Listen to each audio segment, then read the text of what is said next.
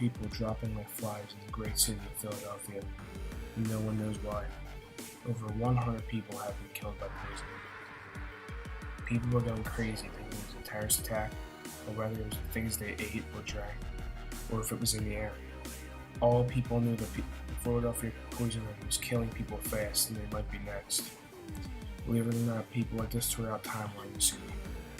People that were corrupt, evil, dangerous, and all had a meaning for it. And the reason why they had to do it, like to help their family or because they were mentally unstable. There's some others, like men and women in the world, who just want to watch the world burn. Hi, my name is Dean Crocetto, and today we'll be talking about criminals in Philadelphia. People, as you know, live around the world, and so does crime. Crime is less frequent in some places, and more often than others. Every so often a serious crime happens, we'll be talking about those serious crimes that were in the city of Philadelphia. We aren't going to be talking about any robberies, stealing, or anything like that. We'll be talking about the mass murders, drug-related crimes. It was around the 1930s and the stock market had just crashed, leaving it at an all-time low. With this happening, the United States of America had 15% drop in unemployment. Philadelphia alone had reached 25% unemployment. This had spiked up the crime because there was a lack of jobs. Poverty became more likely. With people desperate to barely get to decide to go to a life of crime, this environment was more hostile and hard to live within, since some of the people were criminals.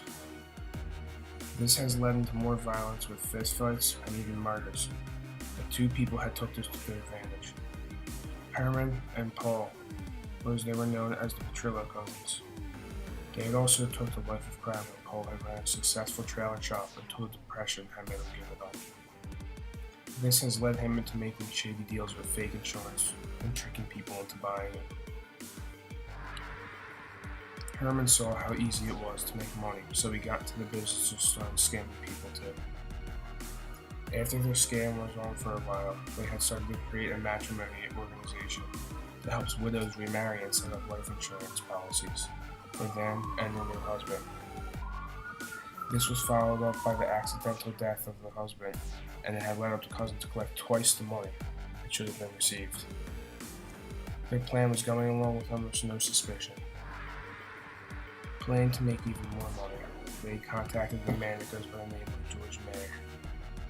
He owned a cleaning company and was struggling financially, so the Petrillo cousins had an offer for him. They had offered to give him $500 to kill Fernando Alfonso, along with $2,500 worth of counterfeit money. Killing wasn't one of the things that he declined the offer and went to go tell the Secret Service. They already had a little bit of suspicion about Herman, so this was the perfect opportunity to finally arrest him. They planned to stop Herman, so Agent Myers had teamed up with another agent named Philip. This has met up with Herman and introduced himself to Phillips, being introduced as an ex-convict. This conversation about the Alfonso murder was brought up. This has led Herman naming various ways that they can kill him. Then Phillips made a suggestion that maybe they could buy a car and run Alfonso over. When he suggested that he was hoping Herman would give him some counterfeit money to pay for the car. They were going back and forth to the deal.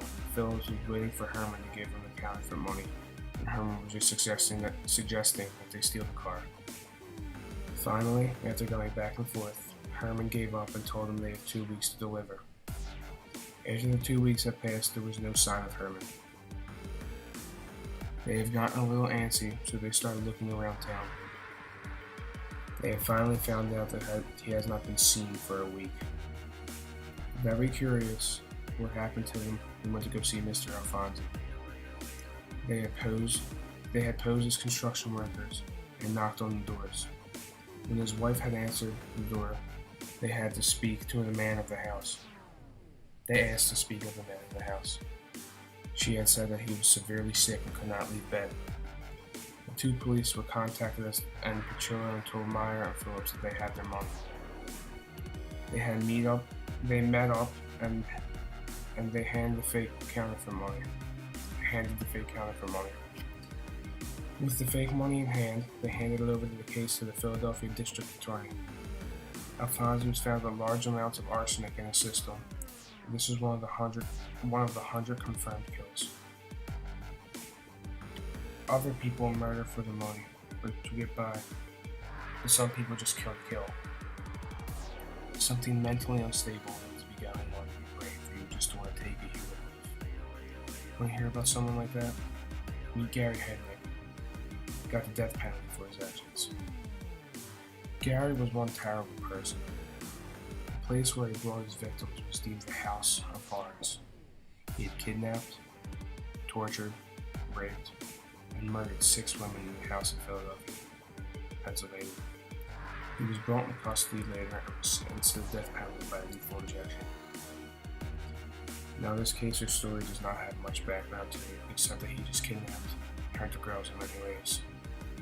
From the research that I have saw, that he had no motive, and I made an educated guess that he was just flat out insane. Some of the most dangerous people were still roaming around us. It was scary and sad that we couldn't live in a peaceful world, that we always had to watch out for scams, poison, kidnapping, or even murder.